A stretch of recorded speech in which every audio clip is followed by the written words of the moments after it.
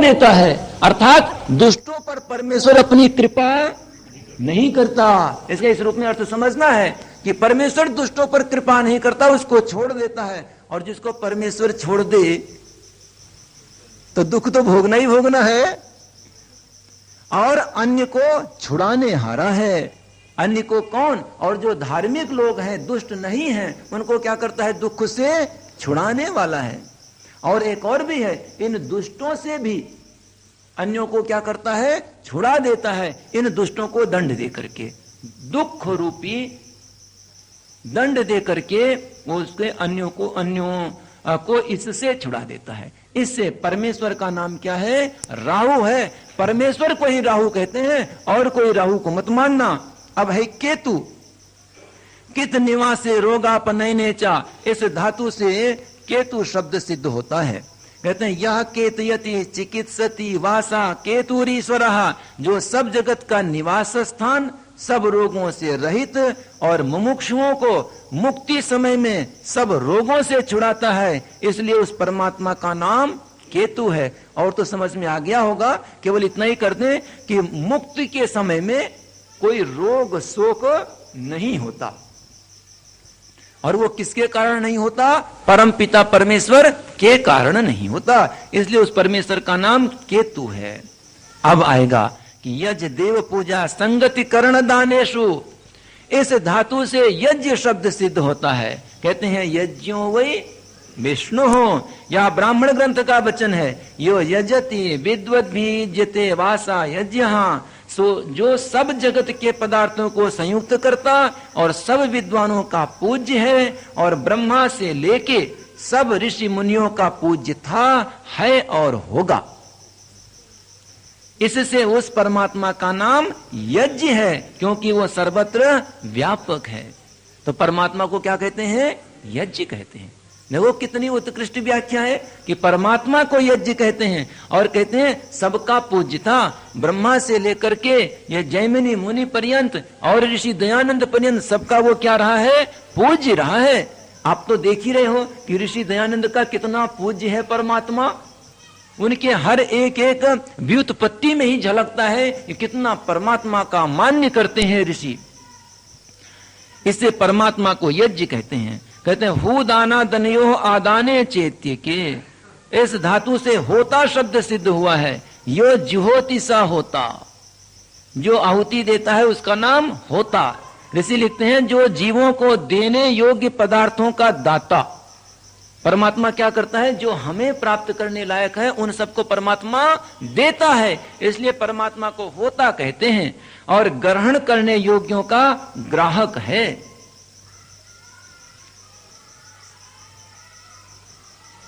जो ग्रहण करने के योग्य है उसका क्या है? वो ग्रहण करने वाला है। अर्थात जब प्रलय होती है ना, तो क्या करता है परमेश्वर? सारे इन पदार्थों का क्या कर लेता है? ग्रहण कर लेता है, और उनको सूक्ष्म रूप में फिर अपने मूल कारण में मिला देता है, इसलिए भी उसको होता कहते हैं। होता का अर्थ यह भी है देने वाला और लेने वाला। कहते हैं बंध बंधने, इससे बंधु शब्द सिद्ध होता है। आगे है यह स्वस्मिन चराचरम जगत बधनाति बंधुवत धर्मात्मनाम सुखाय सहायो व वर्तते सा बंधु।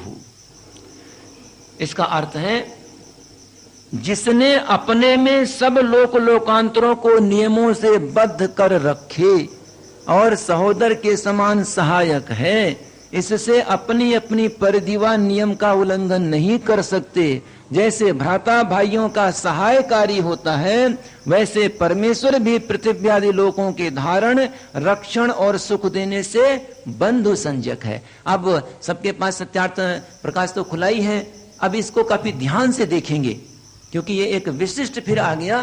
काफी ध्यान से देखेंगे। हिंदी में कहते हैं जिसने अपने में सब लोक लोकांतरों को नियमों से बद्ध कर रखे। परमेश्वर ने क्या कर रखा है? अपने भीतर ये इतने लोक लोकांतर हैं, पृथ्वी, आकाश, पृथ्वी, चंद्रमा, सूर्य, मंगल, बुध, शुक्र और भी अनेकों जो नक्षत्र आदि हैं, उनको नियमों में बांध रखा है, नियम से पृथक नहीं है। और आगे देखिए, आगे ये पंक्ति थोड़ा सा छोड़ दो, और सहोदर के समान सहायक है। मिल गया ना? इसको छोड़ करके आगे पढ़ लो, उसकी संगति अभी लगा देंगे। कहते हैं इसी से अपनी अपनी परिधि व नियम का उल्लंघन नहीं कर सकते, क्योंकि परमेश्वर ने इसको नियम में कर रखा है, इसलिए अपनी परिधि का उल्लंघन कभी ये ग्रह नक्षत्र आदि नहीं करते हैं। कहते हैं और कैसा है? कहते हैं और सहोदर के समान सहायक है। सहोदर का मतलब एक ही पेट से उत्पन्न हुआ। कहते हैं कैसे? कहते हैं इसे कहते हैं जैसे भ्राता भाइयों का सहायकारी होता है, वैसे परमेश्वर भी पृथ्वी आदि लोगों के धारण, रक्षण और सुख देने से बंधु संजक है।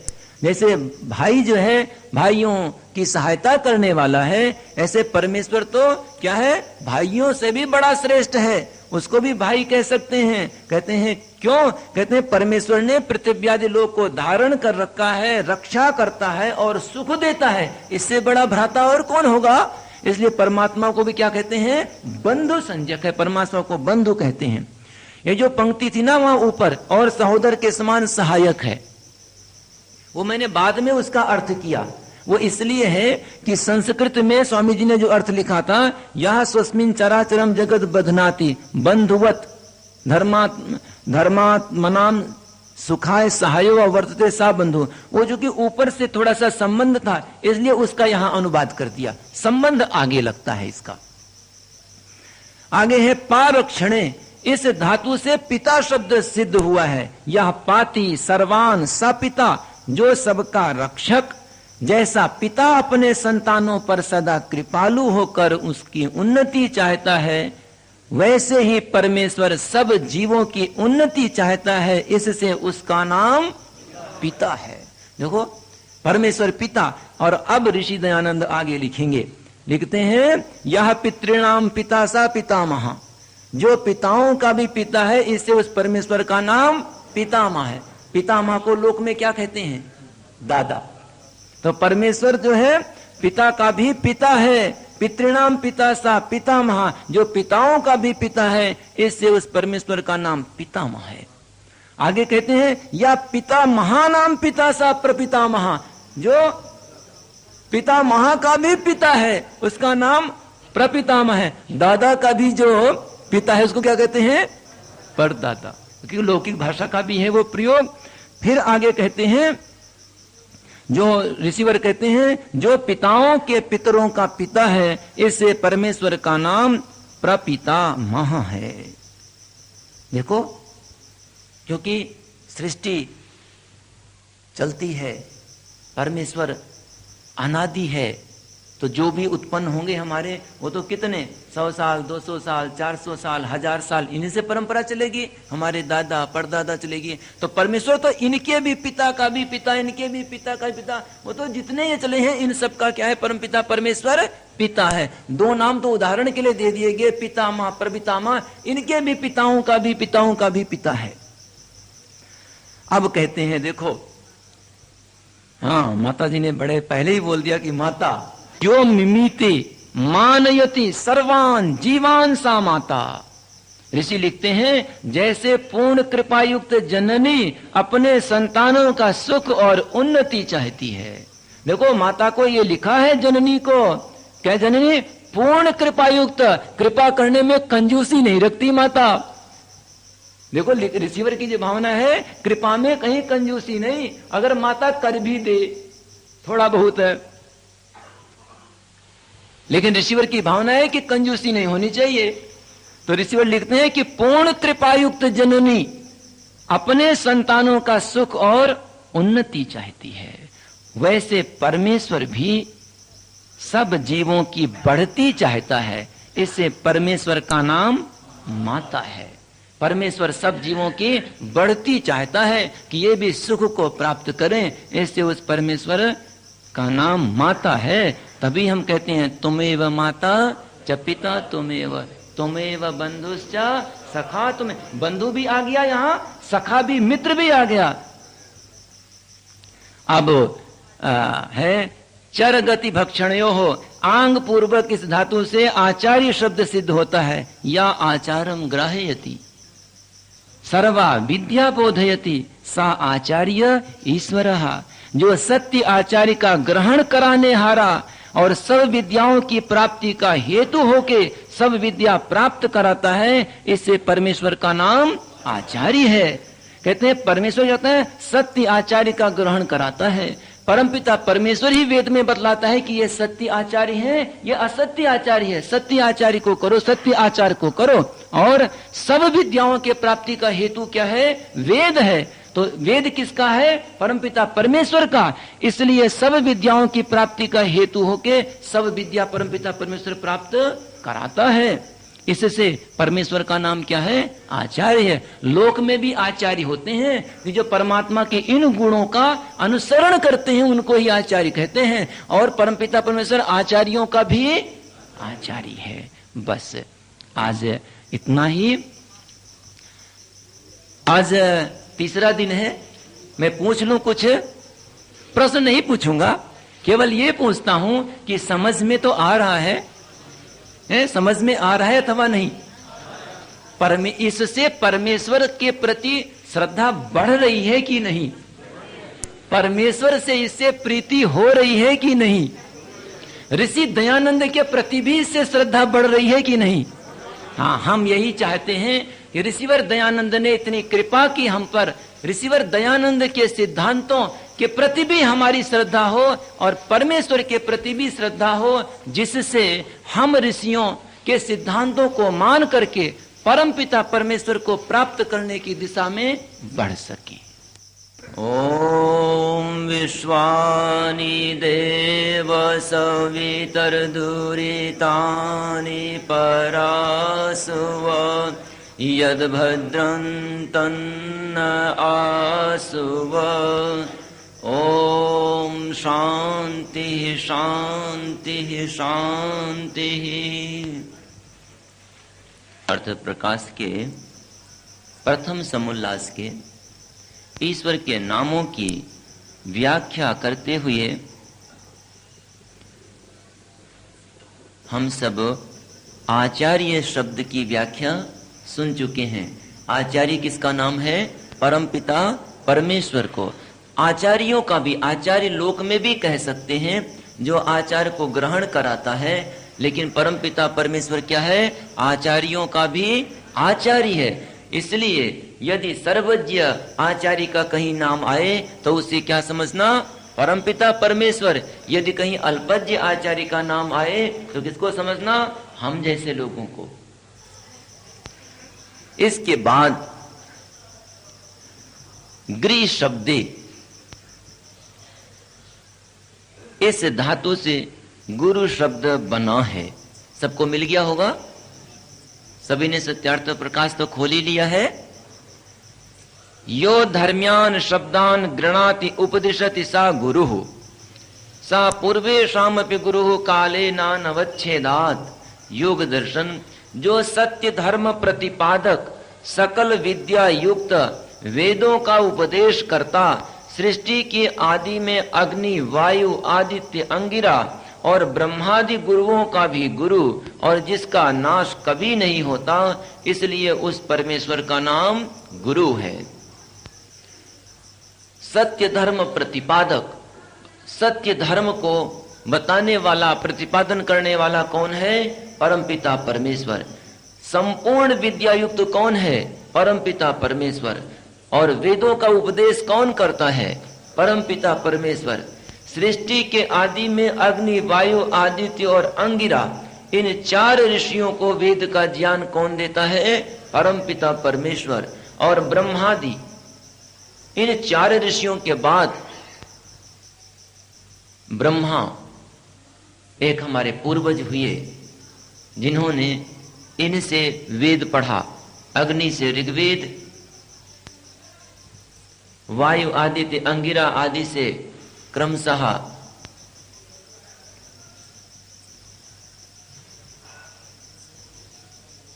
ऋग्वेद साम और अथर्व को पढ़ा। इसलिए इसको कहते हैं कि चारों वेदों का ज्ञाता जो हुआ उसका है ब्रह्मा, और इन सब का भी गुरु कौन है? परमपिता परमेश्वर। और कहते हैं जिसका नाश कभी नहीं होता, इसलिए उस परमेश्वर का नाम गुरु है। गुरु इस लोक में किसको कह सकते हैं? जैसे परमपिता परमेश्वर को गुरु इसलिए कहते हैं कि वो वेदों का उपदेश करने वाला है, वैसे ही इस लोक में भी जो वेदों का उपदेश करे उसको गुरु कह सकते हैं। जो सकल विद्या युक्त परमपिता परमेश्वर जितना ना हो लेकिन संपूर्ण वैदिक वांग्मय को पढ़ा हो, उसको भी हम गुरु कह सकते हैं। अब कहते हैं अज, कि अज परमपिता परमेश्वर का अज भी नाम है। अज गति क्षेपणयो हो जनि प्रादुर्भावे, इन धातुओं से अज शब्द बनता है। यो अजति सृष्टिम प्रति सर्वान प्रकृत्यादीन पदार्थान प्रति प्रक्षिपति जानाति कदाचित न जायते सो अजः, जो सब प्रकृति के अवयव आकाश आदि भूत परमाणुओं को यथा योग्य मिलाता। परमपिता परमेश्वर ही जो प्रकृति के अवयव अर्थात सत्व रजस तमस इनको परस्पर क्या करके मिला देता है, और मिलाने के बाद में ही ये आकाश पृथ्वी जल वायु अग्नि आदि बन जाते हैं। शरीर के साथ जीवों का संबंध करके जन्म देता। इस शरीर के साथ में कौन संबंध कराता है? परमपिता परमेश्वर, और जन्म देता अर्थात इस शरीर को उत्पन्न करता है और स्वयं कभी जन्म नहीं लेता। इसलिए इससे उस ईश्वर का नाम क्या है? अज है। कहते हैं ब्रीह ब्रीह वृद्धो, इन धातुओं से ब्रह्मा शब्द सिद्ध होता है।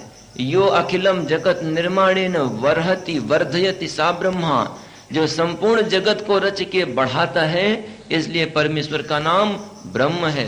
कहते हैं सत्यम ज्ञानम अनंतम ब्रह्म, ये तैत्तरीय उपनिषद का वचन है। कहते हैं संति इति संतः तेषु सत्सु साधु तत् सत्यम, यद जानाति चराचरम जगत तत् ज्ञानम न विद्यते अंतो अवधिर मर्यादा यस्य तद अनंतम सर्वेभ्यो बृहत्वाद ब्रह्म। जो पदार्थ हों उनको सत कहते हैं, उनमें साधु होने से परमेश्वर का नाम सत्य है। इसको समझ लो, साधु किसको कहते हैं? आज तो साधु कहते हैं किसको? जिसने घर द्वार छोड़ दिया हो उसको क्या कहते हैं? साधु। पता नहीं कब से चल पड़ा घर द्वार छोड़ देने वाले को साधु कहने लगे। हमारे अपने संस्कृत वांग्मय में साधु उसको कहते हैं कि जो अच्छा हो, बस कहते हैं साधु भवान। हम बोलते हैं ना, वर को भी कहते हैं ना, जब विवाह संस्कार होता है तब भी कहते हैं साधु भवान, उसको भी साधु शब्द कह करके। साधु शब्द तो आदर सूचक शब्द है। और ऋषिवर दयानंद यह कहते हैं कि साधु कौन? ये बताते हैं कि जो पदार्थ हो उनको सत कहते हैं, अर्थात पदार्थ हो झूठा ना हो, केवल कल्पना ना हो। जो पदार्थ है उनको सत कहते हैं। और इन सत में भी क्या है? उनमें साधु होने से, उनमें भी अच्छा होने से परमेश्वर का नाम सत्य है। तात्पर्य है कि परमेश्वर का कभी जन्म नहीं होता, परमेश्वर कभी शरीर को ग्रहण नहीं करता, और परमेश्वर की सत्ता हमेशा एक समान बनी रहती है, उसको अविद्या आदि नहीं आते। जबकि हम चेतन अविद्या से ग्रस्त भी हो जाते हैं। इसलिए जो सत पदार्थ हैं उनमें कुछ भी परिणाम बदलना ना होने के कारण से उसको सत्य कहते हैं, परमपिता परमेश्वर को। जो जानने वाला है, इससे परमेश्वर का नाम ज्ञान है, क्योंकि वो जानने वाला है, सब कुछ जानता है, इसलिए उसका नाम ज्ञान है।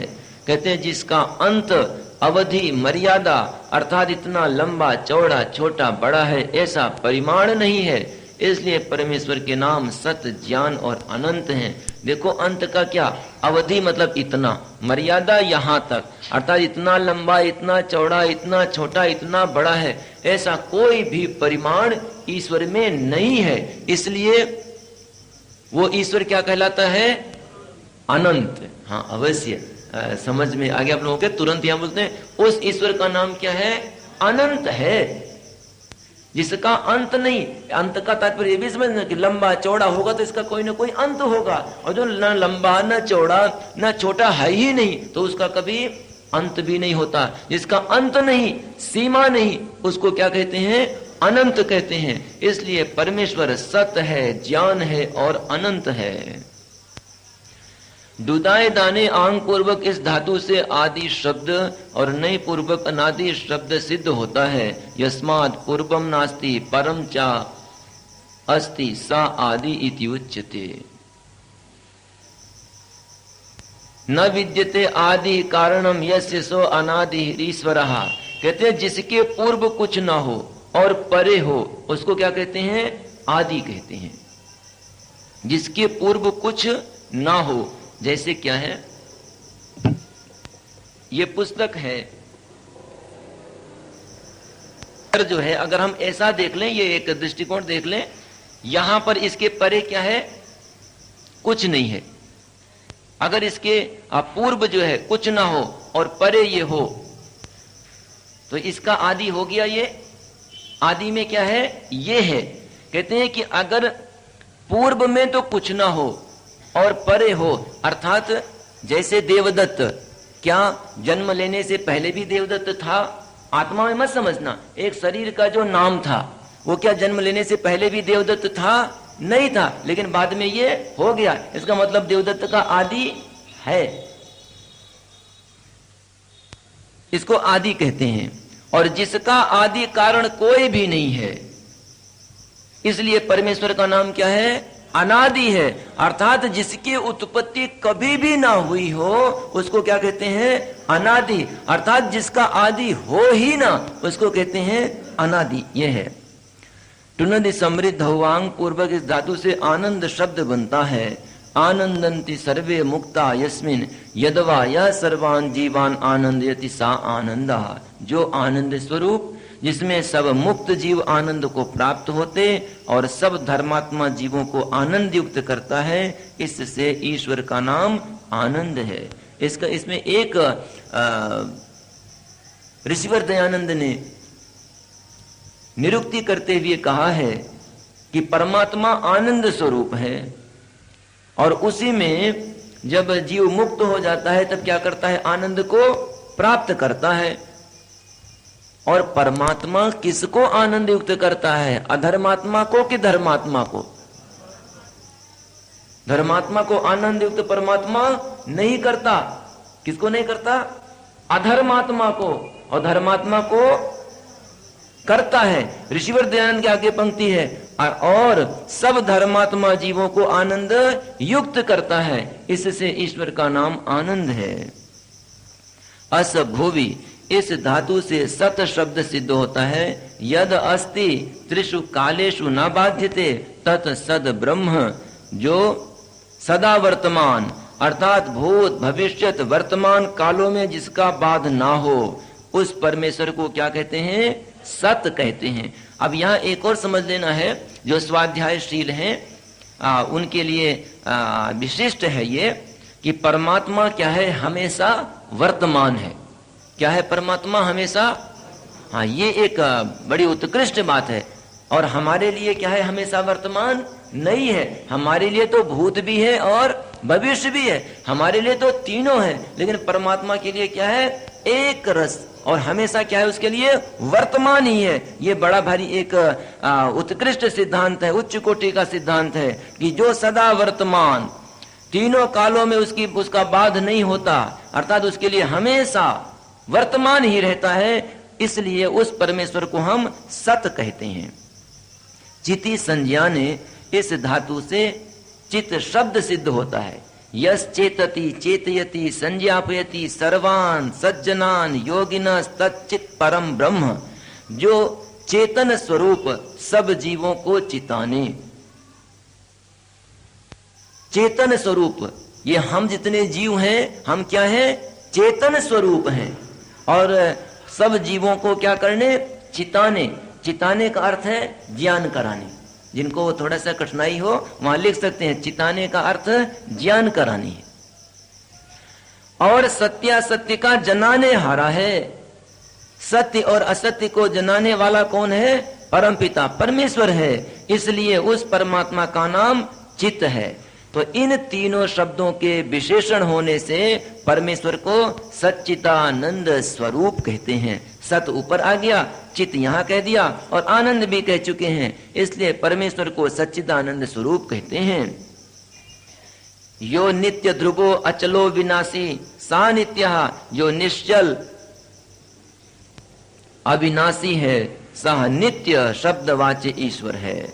निश्चल का अर्थ जो चलायमान नहीं है, स्थिर है, अर्थात परमेश्वर कौन चलता है? जो यहां हो और यहां ना हो वही चलेगा ना, और जो यहां भी हो यहां भी हो वो कैसे चलेगा?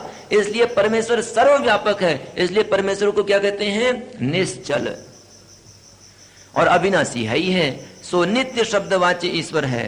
कहते हैं शुद्ध शुद्ध हो, इससे शुद्ध शब्द सिद्ध होता है। यह सुंदति सर्वान शोधयति वासा शुद्ध ईश्वरा, जो स्वयं पवित्र सब अशुद्धियों से पृथक और सबको शुद्ध करने वाला है, इससे उस ईश्वर का नाम शुद्ध है।